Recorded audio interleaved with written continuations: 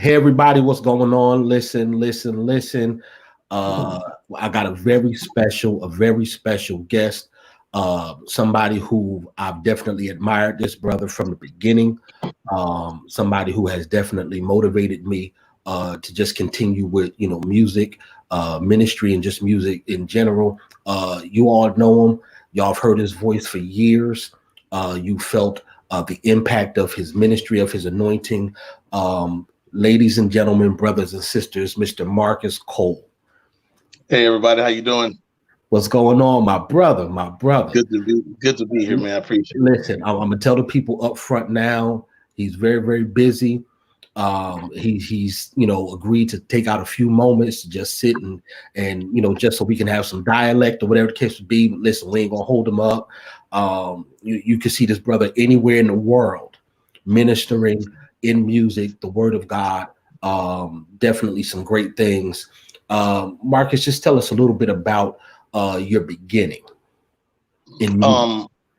So my beginning. So let me say this: I'm as busy as anybody else in this quarantine. I just got to cut my grass and just jumped in the shower and I'm gonna chill for the rest of the day. So I'm as busy as anybody else. But man, my beginnings are in the Kojic Church. I'm a 70s baby. I say that because most of my adolescence was in the 70s, and then obviously teenager in the 80s. They're like, dang, how old is he? Don't worry about that. Anyway, but man, my early days is being what they call a lap baby in the Church of God in Christ, man. My mom was a missionary in the Church of God in Christ, grew up there. I'm the youngest of 5. And so our family, we were the singing Coles. That wasn't the name, but we sang. And when I got old enough, I joined the family group. So my mother was to us what Maddie Moss was to the Clark sisters. And she really developed us as singers in our very early years. And so I developed a love for it. But it was my older brother who introduced me to instruments, guitar, drums, and keyboard. And so I watched him do it. I watched him dub from tape recorder to tape recorder and create music. And I thought, oh, I'm going to do the same thing. And so I really did follow in his footsteps. A phenomenal singer himself. I really kind of followed in his footsteps. Come from a musical family. My mama's side of the family sings. My dad's side of the family sings. My dad is a great singer. So he introduced me to Sam Cooke, Soulsters, and all of the greats. Yeah. And my mom introduced me to the Andre Crouches and Rance Allens. So I had a very rich and eclectic sonic upbringing. So my dad was blues, all that good stuff on that side, Little Milton and Bobby Blue Bland. Yeah. And my mom's side, it was the Hawkins and the Winans and all that kind of stuff. So I had a very rich upbringing. And then in the late 70s, my mom and dad separated, and we moved to Utica, New York. And it was there because in Utica, we had no soul stations. And so if you're going to hear gospel, it was just going to be on Sunday. So we had no soul stations. So in Utica in the 70s, it was all Bruce Hornsby, The Boss, Chicago, Toto. So I say all that because I look back and realize it was the beginning of the tapestry of sound for me. And it was the sounds of Toto in Chicago that I heard in 83 in commission. Yeah. I literally heard those sounds, those harmonies and the structures. And I was like, whoa. So I started doing my research and come to find out. See, I live in Connecticut now. Yeah. So come to find out that Michael Brooks is a Connecticut born person who's coaching as well. Yeah. But his early influences were the Chicagos and so on and so forth. So I look back and I'm an orchestration guy. I look back and I realize how the father was really forming me through my formative years, how he was really putting things together and that I could relate to later on in life. And so remaining a church kid, well into the 80s, I've always sang around town in Saginaw, Michigan, and Flint, Detroit, and things like that. And Saginaw is where I met my wife, and we were married in Flint years later. 10, 12 years later or so. So yeah, man, it's just it's a journey. I have my like, the real studio production writing experience happened in Flint, Michigan in 91, 92. And Okay. a good friend of mine, John Lee, had a studio, state-of-the-art studio at that time at the Capitol building in Flint, Michigan. And he and Dave Kelly taught me and my good friend, my best friend at the time, Terrence Hurd, taught us the ropes, how to troubleshoot studio, how to work the board, how to do sessions, writing, composing. I mean, we really cut our teeth there. Mm-hmm. And from there, things just really progressed. And commission, being involved with commission came years later, but that's kind of my beginnings and everything. And see, I'm glad that you touched on that, because so often people see artists in there now, and Right. they think it was just a thing of, oh, your grandmama said you sound good, auntie and uncle, the pastor at the church said you sound good, so that boy ready. They think that just leave literally church service and you can pack your raps and actually go. But as you said, there was a grooming, a preparation, there was a learning, that took place, wherein it prepared you. At the time, you didn't know, but it was preparing you for what was already, pre-written for your future. Absolutely. So, I mean, that's some good stuff. I mean, you mentioned Kojic. I grew up Kojic kid. Granddaddy had a church in Newark, New Jersey, and a second location in South Carolina. So I understand the richness of Church of God in Christ. And if it's two things that the Church of God in Christ is going to make sure you understand, is preaching and music. Yeah, absolutely. Right. I mean, those two things. I've had friends of mine that were of other faiths. Do any of y'all? I mean, is anybody in Kojic tone deaf? Do y'all have bad voices? I mean, because you can walk in most Kojic churches, and anybody from the usher to a deacon to a mother in the congregation, you can get the microphone to, and they can sing. So that richness, and like you said, being the youngest of five, with it being a family thing, man, just the engulfing of music. You had it rich from a young age. Absolutely. It was we learned so much to do at that time, where we had to fill in. You know how it was, small ministries. Absolutely. You fill in wherever you can. Absolutely. And so that's how we learned how to play drums and guitar and keys and direct choirs and every other thing. We learned it there. Very rich beginnings. If you look at the musicians in the last 20 years for major secular artists, yes, almost 95% of them are born in church. Almost 95% of the MDs, this is good, in the last 20 years, of MDs, of major artists, secular, are from the church, because they understand the movement of music from one song to the next. They understand how to get a song hype. They get it, right? So there's so much jazz that is infused into it. There's blues infused into it. Absolutely. And there's some rock and whatever that's infused into it. And so these artists will reach out to the church, or reach through someone to the church, and get the best musicians, because they know how to do it. We were born into it. The Church of God in Christ said you can't join it, you got to be born in it. Absolutely. And so we were born into that type of music tapestry, where others will go to school. And I say go to school too. Yes, by all means, go to school. But fortunately, we were born into it, and we were made to do it until we loved to do it. And some remained, and some went on to do other things. But I'm thankful. And like you said, I mean, knowing friends of mine that have literally traveled the world, with Justin Timberlake, Alicia Keys, Eminem, stuff like that. But their roots was church. Pentecostal holiness church, wherein the shouting, the speaking in tongues, laying on the hands, and all that. And like you said, knowing how to, if you can move a service, from a music point of view. To me, I don't think there's any other genre of music where you can't go and literally hold your own and it be recognized. So that's great. Okay. Marcus will jump back on in a minute. But one of the things that he said, and I want to just dive into this until he jumps back on, is the importance of balance. And as we see with the balance, here he is. The importance of balance. I was saying that it's important, like you said, not just having that richness, but for those who have not and you've gone to school, the importance of both. You know, both of them allow you to be able to function and to flow when it comes to the music industry. Absolutely.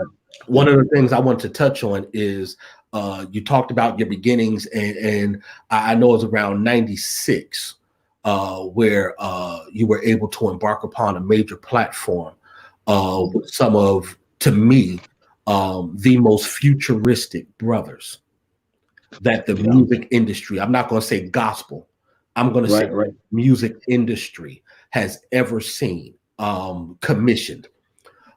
Their songs were before their time. I mean, the ridiculous but highly anointed music production with Michael Brooks and Fred and Michael Williams and all those guys, the harmonies, the blends, you know, in gospel, you know, we had, you know, the Winans family, you know, phenomenal super group as well out of Michigan. You know, and we, you know, Walter Hawkins and Andre Crouch, and, you know, you had that, but there was nothing that had prepared us for commissioned. And, you know, just talk about that as far as your, I guess, your introduction to coming commissioned. Yeah, I think I'm gonna disagree slightly. I think the Winans did prepare us for a commission. Okay. I think, I think the Winans, because we think about this, we had never really heard the harmony structure like that until the Winans. We had the Clarksons that we're talking about, really talking about the same time, right? We had Clarks, then like literally short after, maybe if not the same time, Winans, or what were they called? Love testimonial singers in the very early days. And so we had the Winans introduced us to certain harmonies that we were not accustomed to. So you had the Rand Salen group who were giving us really basic kind of it was quartet kind of R&B for that time harmonies, because Pastor Rance was really ahead of his time and on cutting edge. And then by the time the Winans come along, they're giving us another version harmonically of what Earth, Wind, and Fire was doing. Okay. So they're giving us think about it, they get carved. You got Carvin on top. Yeah. You got the other fellas on the bottom. So they're giving us this movement of this octave. And so we were all like me and my brother was like, oh yeah, this is, we give ourselves for your God. So that was the first time you started hearing male singers sing solo unison lines. Yes. As opposed to a quartet that was giving, you know, they were all singing the harmonies. So now mine is giving us, they're giving us lead lines sang together in unison and in octaves. So they kind of prepared us for what commission would do. But I agree with you on this. Commission took it to such an amazing level of tapestry of you know, it was the first time that we heard people fall off lines who would say, you know, oh, what joy we have in him. It was, you started hearing this and we were like, oh, this is crazy. And so for me, that was it. I was a fan I'm a day one fan, 1983, day one, where I remember when I forget what it was. I think it was not seven. I think it was Back in the Saddle. That's what it was. I was living in Indianapolis at the time, and Back in the Saddle, I walked several miles in the rain to go get that album. I was a diehard, bro.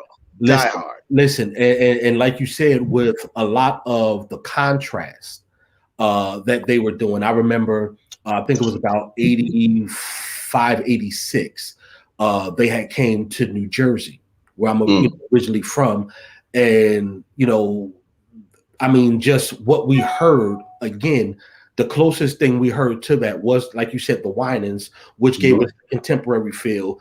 You had the Randy Allen group, which gave you the gospel feel. The quartet. But when it came to like that real contemporary, the stuff that they were doing, Keith Staten, I mean, ridiculous. Mitchell Jones, it was like what? And again, to compare those vocals to Earth, Wind, and Fire, just like with the Winans and stuff like that. It was these male groups now that are representing church. They're stuff that was only at one point heard really in the R&B sector. Absolutely so now right. you have it where they've transformed that, and it's like, I mean, Everlasting Love, Ordinary Just Won't Do. I mean, you all were actually having songs that were bigger than the genre of just gospel. Yeah, there's a difference. It was music that people that didn't go to church, I mean, fell in love with and appreciated. There was a difference between, and this is what I see today. There's a difference between mimicking R&B artists and being influenced by R&B artists. And is influence is okay. If your life is mimicking, then have at it. We'll see what it does for you. But with Commission, they weren't mimicking. They were influenced, and they were paying homage to those greats. Yes. By showing their influence. And so did the Winans. The Winans showed you also their influence in their musicality and vocals. But Commission showed you their influence and paid homage to certain ones. It was interesting because Mitch and I were talking years ago, and I didn't know this, but he kind of put some context and color to what I have been hearing. I think all of us have been hearing in Fred. And he and Fred used to produce each other's vocals in the early days. I mean, as I'm sure all of them did in the studio. But he said that what helped form his timbre, I guess, and the way he used to stretch out notes is that Mitch used to tell Fred, "Give me People Bryson." And I was like, "Really?" He was like, "Yeah, give me." He told Fred, "Give me People Bryson." Okay. And I think it's so interesting that when you look back, you go, "Oh, that is," but it's with Fred's tone. So you can have a certain tone and then do another person, and it's uniquely you because you don't sound like people. However, you're doing people. So when Mitch told me that, I was blown away. Like, oh, that's dope. Like, I see what's going on. And so it's good to have people in the studio who can help produce you and say, "Yo, let's do this, stretch out on this note like this, da-da-da," especially in your formative years as an artist, because it really does make you who you are. Once again, I'm not talking about mimicking or parakeeting another artist. Yes. You are now forfeiting your own identity.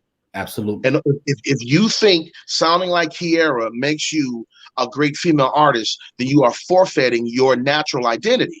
But being influenced by Kiara is totally fine. Or, watch this, being influenced by who Kiara is influenced by. That's totally fine. Yes. Right?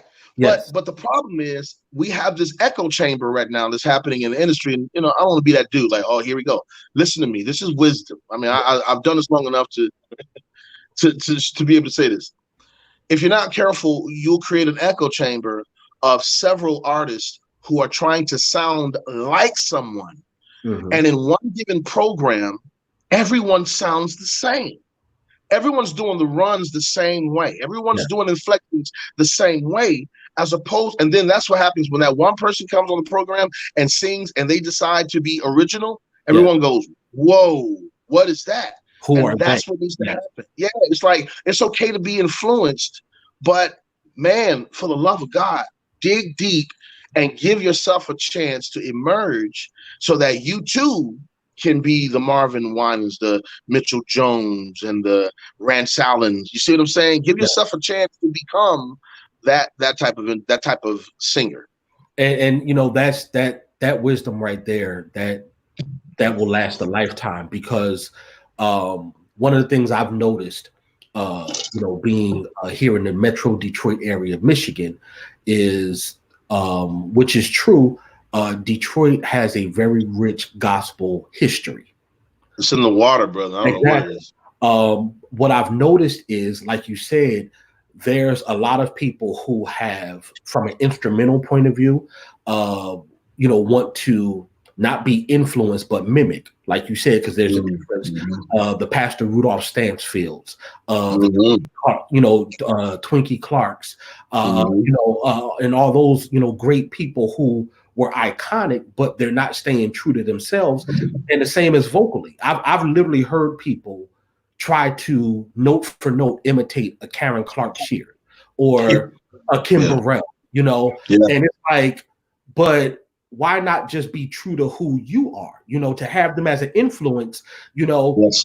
You have a Kim Burrell who's, phenomenal vocally, and you can have a Leandra who can somewhat be influenced, but Leandra sings how Leandra sings, and both of them ladies, their gifts are nothing to wink at. And they're both, dynamic, amazing. Yeah, and I think that's the beauty of what Leandria does, is that Leandria actually transcends gospel. Yes. I know some people might kind of wince at that, but Leandria, she does. She transcends gospel. Here's the example I'm giving, is that Aretha Franklin clearly, in retrospect or empirical evidence, shows that she transcended gospel. Absolutely. And this is what I'm saying. Aretha did not go over to R&B and no longer sound gospel. Exactly. Aretha took her father's influence, Reverend C.L. Franklin, took it to the R&B world, soul world, and dominated. Yeah. Listen. Here's when you get time, for those of you who are listening, do some homework. Pull up Freeway.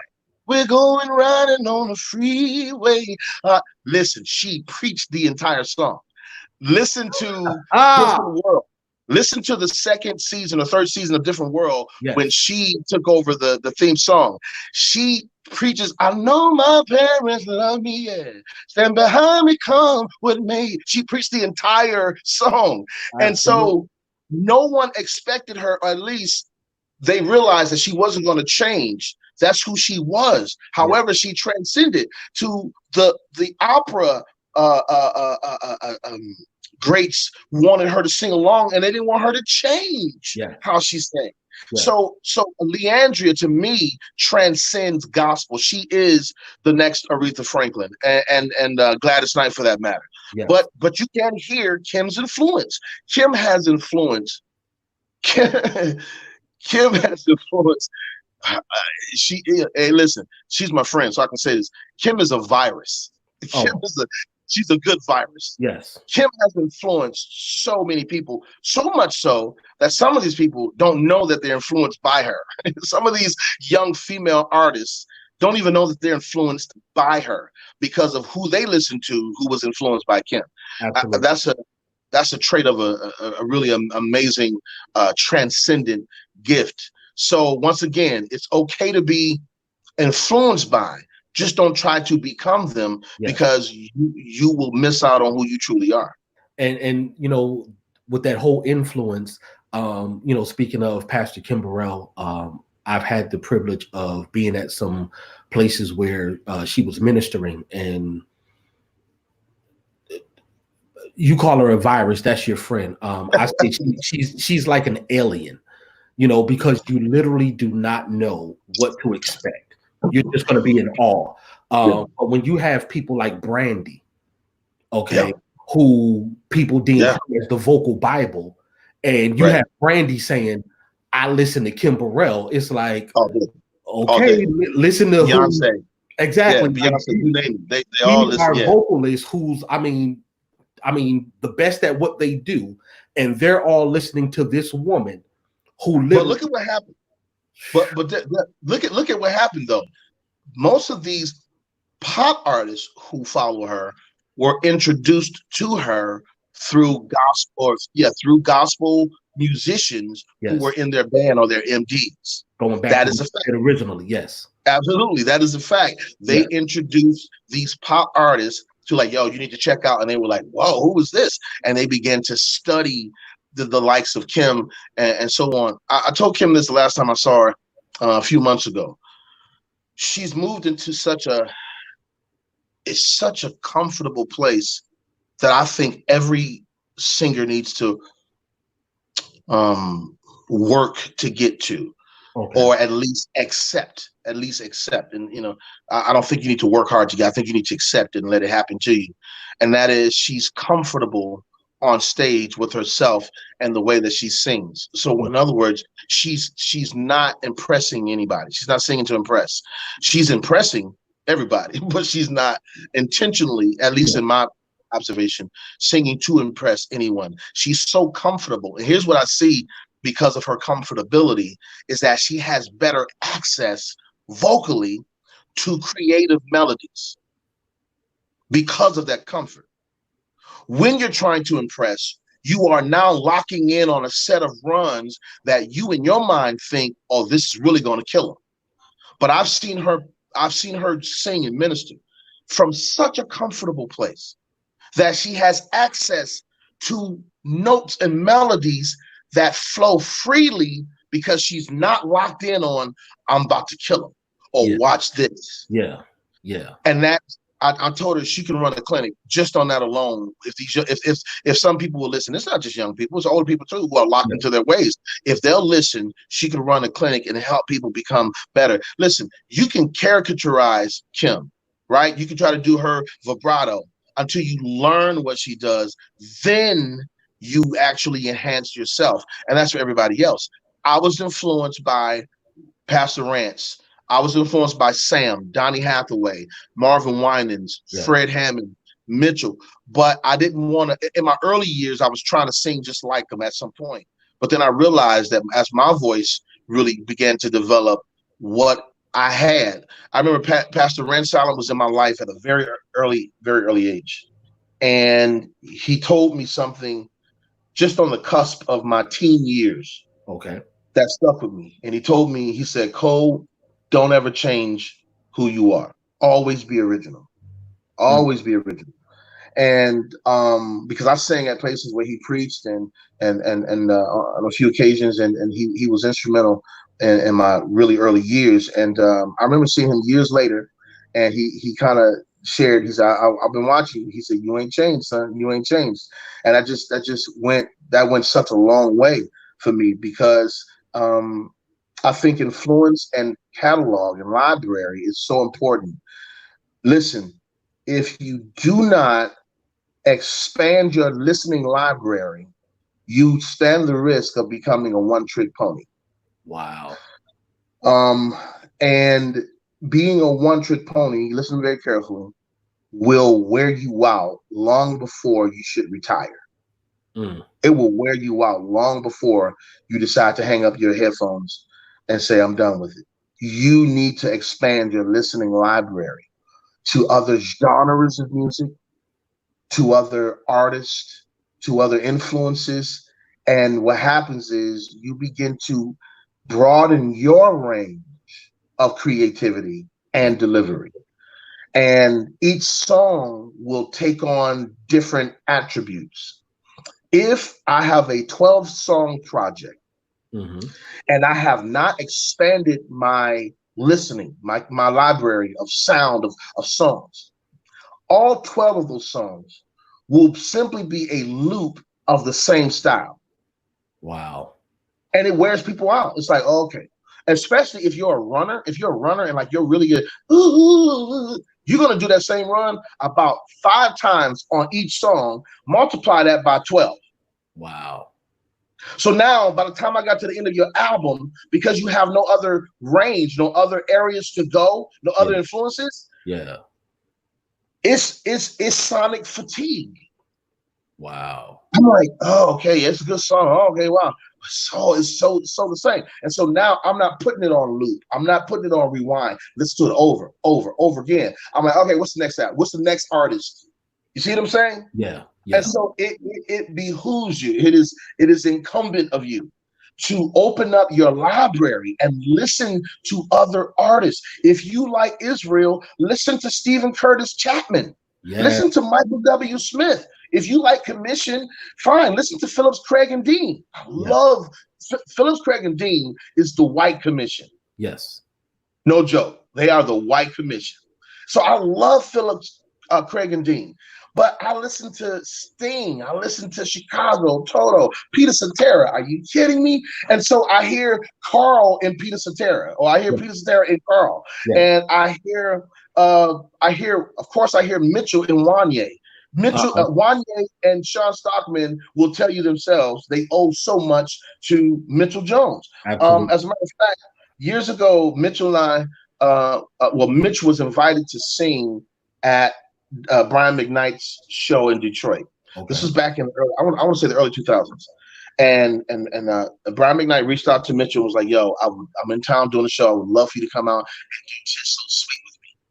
And I'm in the studio with Mitchell. I'm like, yeah. So he's like, you want to go? I'm like, yeah. So my wife and I, he and his wife, we go. Brian does a phenomenal show. And he goes into Just So Sweet. There's a choir on the screen that's doing the background vocals, so there's a visual aspect of the show. And you hear the the intro to Just So Sweet. And he goes, ladies and gentlemen, this man is the reason why I sing the way I do. If it were not for him, he gives Mitchell this amazing accolade. And he says, Detroit, welcome Mitchell Jones. And Mitch comes out and does his part, and I'm saying, this is crazy. Wow. Like Brandy tonight is because he has in the middle of his show, he has about 15 minutes of ministry. Brian McKnight does. I don't know if he still does, but at that time he had about 15 minutes of ministry in his show, and Just So Sweet was one of the songs. And to just watch Mitch sing with Brian McKnight, and then Mitch picked up Jesus, I mean, it was crazy, man. And so, I think it's a blessing to live to see who you've influenced and the route they've taken, the heights that they've gone to because you influenced them. I think that might be the best crowning achievement, is to see others go to different heights because they were influenced by you. And I mean, and like you said, with just the fact of Mitch is just being Mitch. You know what I mean? He's not trying to be anyone else, but with the scripture being true to what it is, your gift making room for you, making room wherein you have some people that maybe trying to, beg Brian and stalk him and, oh, can I sing this? And just by Mitch being true to who he is and, his gift working, operating, people, realizing, what it is and saying, listen, this man influenced me. And people look and say, oh, a Brian McKnight, but like you said, not mimic, but the influence, the reach, the impression, that so many, I'm going to tell you, listen, Mitch, Karl, Keith, Fred, Marvin, those brothers definitely do their thing. But the first time I remember hearing when you did Ordinary, listen, my first thing was, the one thing that I will say is, like you said, as far as being true to you, I appreciated the fact of you were just you, your tone, the dynamic, the inflections, the runs that you do have. It was like, I was glad to hear, another brother who, isn't so caught up in the fact of, you got a Marvin, Sapp, you got a Fred Hammond, you got all these other guys, and it's like, I got to be like them. And it's like, you made it cool for brothers who say may not have the runs like a Marvin Sapp, to still be able to sing and be able to present, a lead song wherein it's still impactful. And I mean, even when you all did the, the live reunion tour and, the music broke down and, not an ordinary love. Oh, it was like, it was like, cool. You know what I mean? And it was like, listen, man, for what you did for male singers and what you're continually do for male singers, you need to know that you're the reason why, myself and so many others around the world even attempt to try. Because you got some folks who will listen to a Marvin Sapp and say, I already know good and well I can't do half of that stuff Marvin does. You know, you may not have the range or whatever. And it's like, you know, being comfortable with yourself, like we talked about earlier with Kim and Leandria and all those. But from a male perspective, you know, because you got some men like the Micah Stampleys and the Donnie McClurkins, and you sit and you listen to it, and it's like, okay, but where's the regular guys, like the other level guys, you know, and just with a lot of the tones and the richness, you make it approachable, you know. So just from one brother to another. Thank you, man. Thank you. You're welcome, brother. Appreciate that. Listen, the project, I went on ahead and had to put it on my social media. Leaning, you know, hey man, what inspired you, just from a composition or from an arrangement point of view, because that's not usual.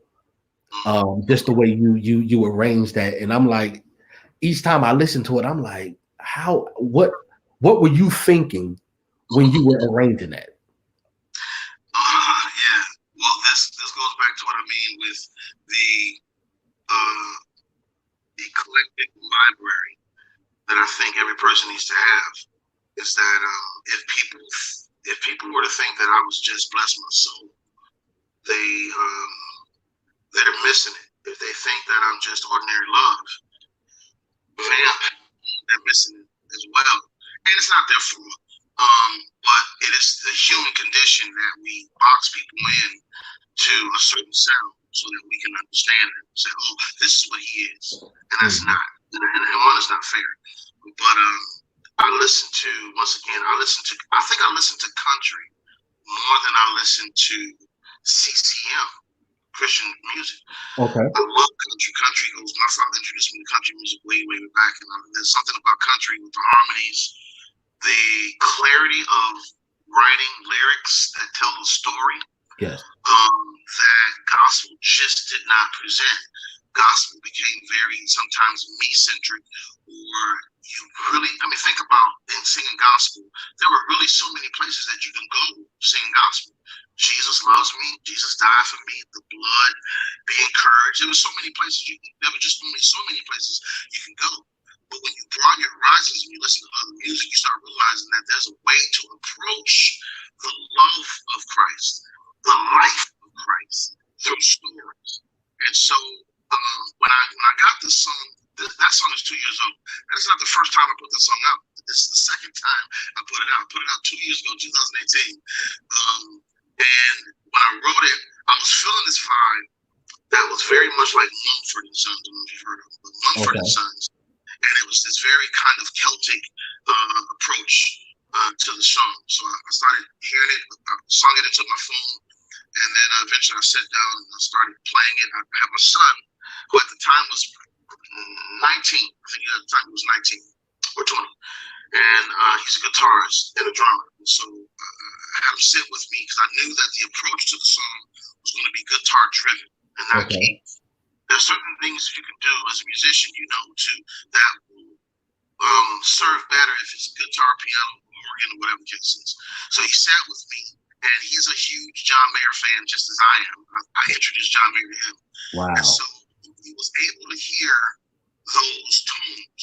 So he started playing, and I was playing keys, and there were certain notes that he was introducing. And so anyway, we tracked it. I started singing it, and I wanted to be true to the genre.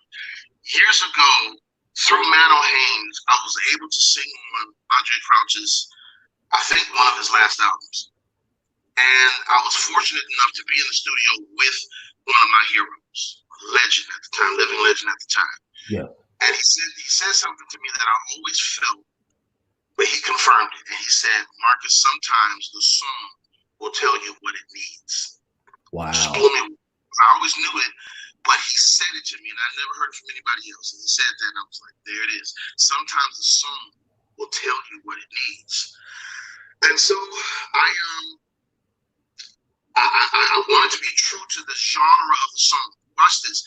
Many people, particularly black folk, gospel artists say, yeah, man, I'm doing something different, man. I'm doing CCM, or I'm doing pop. And they end up producing a track that sounds like pop, sounds like country, sounds like something else, CCM, but then they allow their culture to get in the way. And so when they sing, they begin to sing from their culture, and which is to run it all the way down. Leaning on the everlasting love. That's not pop. That's not country. If you listen to country, you don't hear that. So be true. Be true to the song. Cold, no cause for alarm.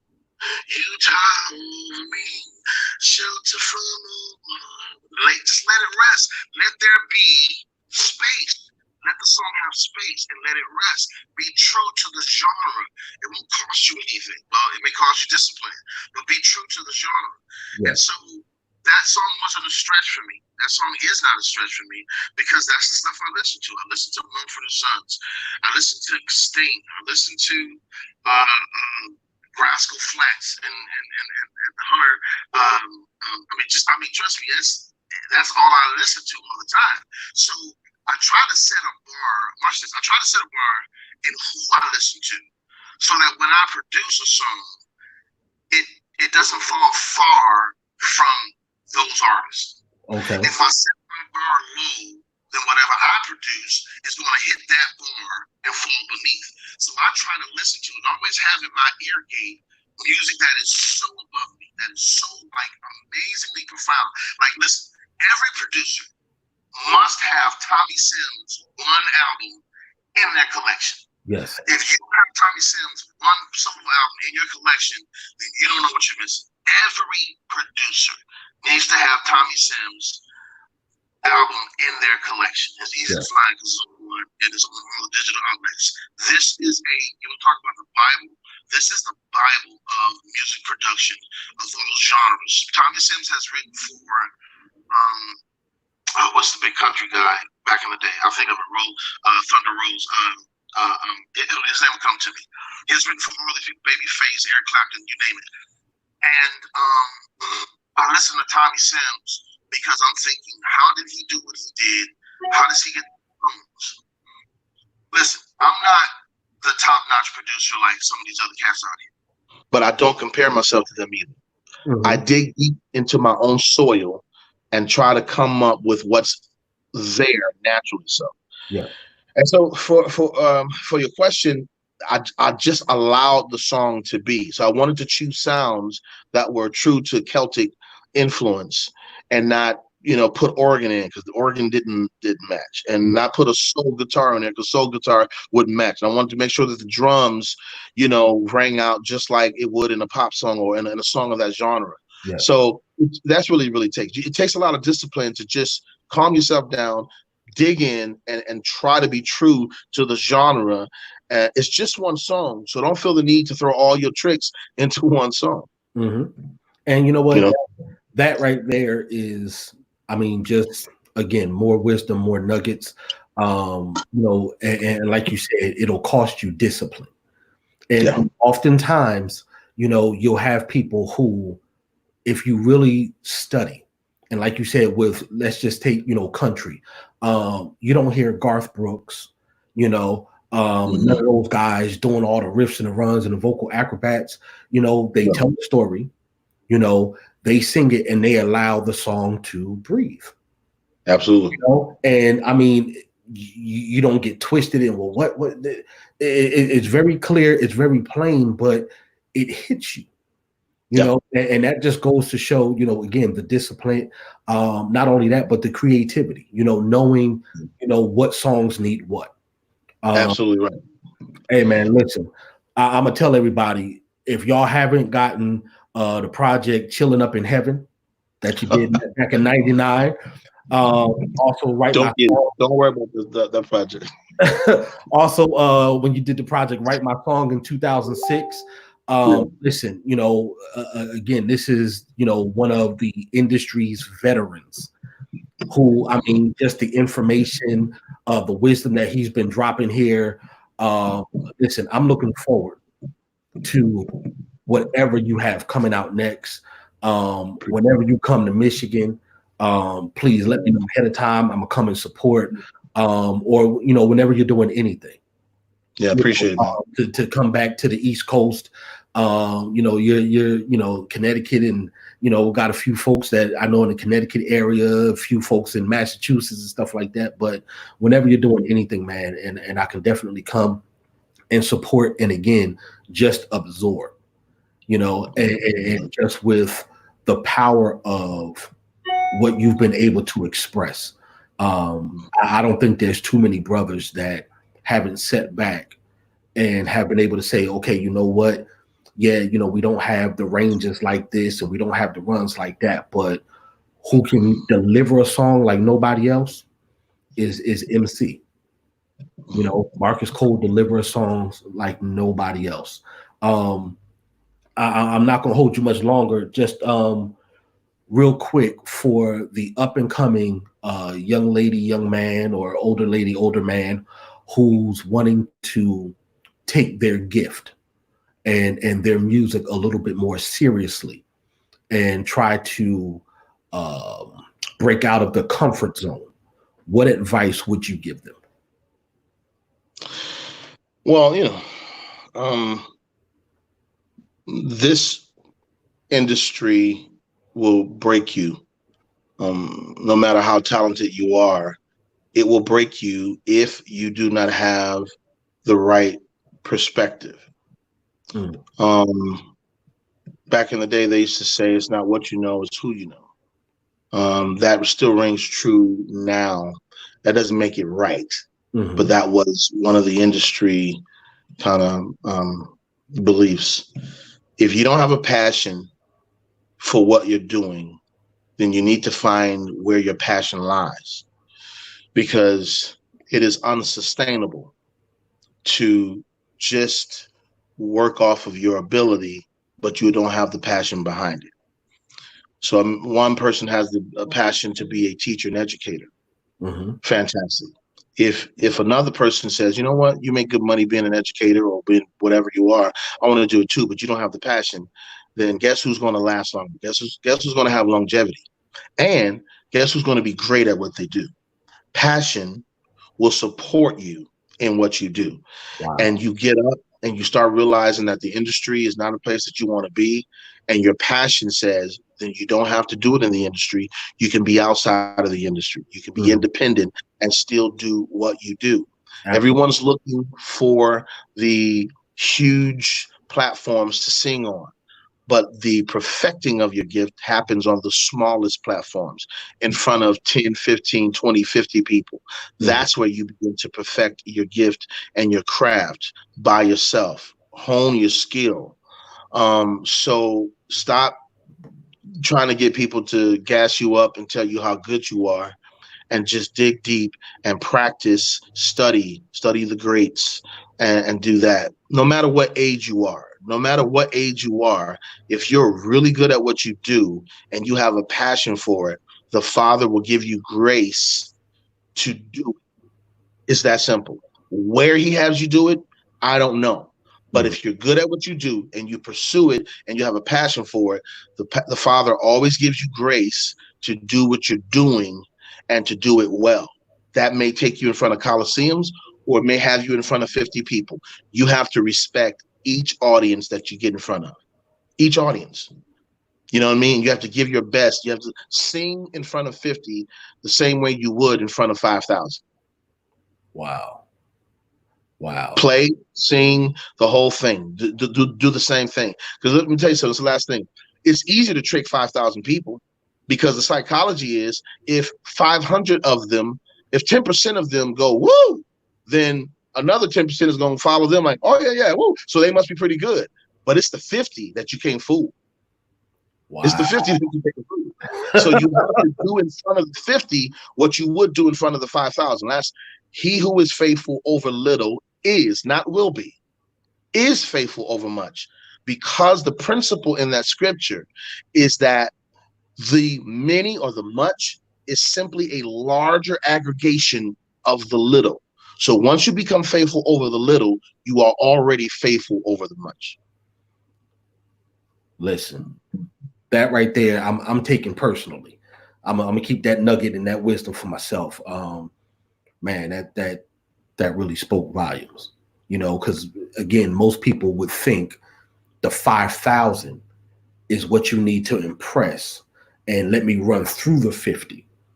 But again, here's how it worked backwards. Like you said, the 5,000 can easily be tricked.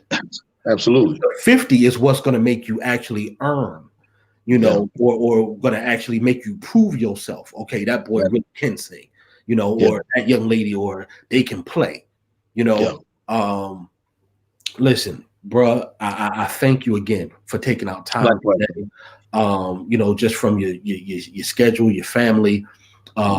Pray the blessings, you know, continual favor, and grace over the life of you, your family, your ministry. Please let me know whenever you're doing anything so I can support in any way possible. This is not the last. We'll definitely have to sit down, do this again. You know, when you're not cutting grass, when you can, you know, just sit back and relax a little bit or whatever.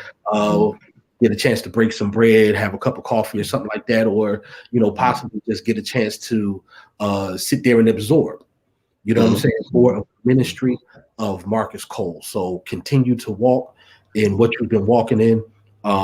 Thank you. Thank you so much for to who you are. Ladies and gentlemen, listen, Marcus Cole, go listen to his music. Listen to this, share it with 10 people, share it with another 10 people, because the nuggets and the wisdom that he has downloaded today, trust me, later on, you're going to need to grasp something. And this is all truth. You hear it from a veteran, and you hear it from somebody who isn't just, you know, giving you a book's perspective. It's something that he's been living and doing. So we thank you greatly, man. To you and your family. Be safe during this time or whatever. And we'll talk again soon, my brother. All right, man. Appreciate everything now. Thank you. All right.